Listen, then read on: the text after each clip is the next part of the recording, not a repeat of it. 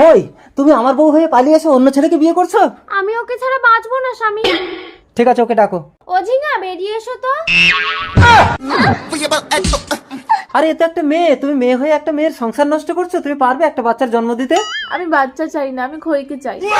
ঠিক আছে খই, তুমি ওকে সঙ্গে নিয়ে বাড়ি চলো। যেতে পারি, আমাদের একটা আলাদা রুম দিতে হবে। খই সবসময় আমার কাছে ঘুমাবে। আচ্ছা ঠিক আছে, আমি না হয় কোলবালি জড়িয়ে ঘুমাবো। চলো বাড়ি চলো। এসো, তোমরা দুজন এই রুমে থাকবে আর আমি এই রুমে থাকবো। কিছুদিন পর।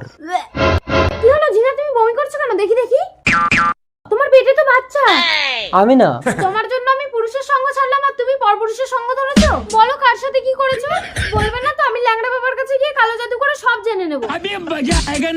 ওই না বাবা, আমার বউ চলে গেছে। তোমাকে এত টাকা দিলাম, আমার বউকে আনতে পারলে না? এই কচু, কচু না, সবাই আমাকে কচু দা বলে ডাকে। আমি সাধু হয়েছি কেন বলতো? কেন? আমার বউ চলে গেছে বলে। আজ থেকে পিস্তল ছেড়ে দুজনে মিলে সাধু ব্যবসা করবো। ল্যাংড়া বাবা। আরে মাটিতে শুচ্ছ কেন? তুমি আমার বুকে সব সুন্দরী। কি সমস্যা বালিকে? চলো। আসুন বাবা। ল্যাং ল্যাং ল্যাংড়া কচু গোলগন্ডি কাট। কিত কিত কিত কিত কিত কিত কিত থা। এবার তোর মেয়ে স্বামীকে ডাক। ও ঝিঙা বেরিয়ে এসো তো।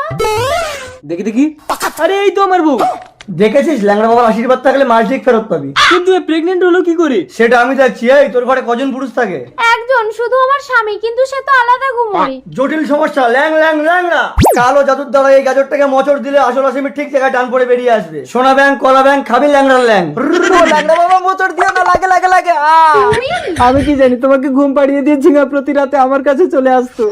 এই বাড়ি চলো। ঝিঙা, আমি খইকে ছাড়া বাঁচবো না কচু। ঠিক আছে, ওকে নিয়ে চলো। কই আমার? ওই আমার বউকে নিয়ে যাবি না? আমার বউটার কি অবস্থা করেছিস? আমি শোধ নেব না।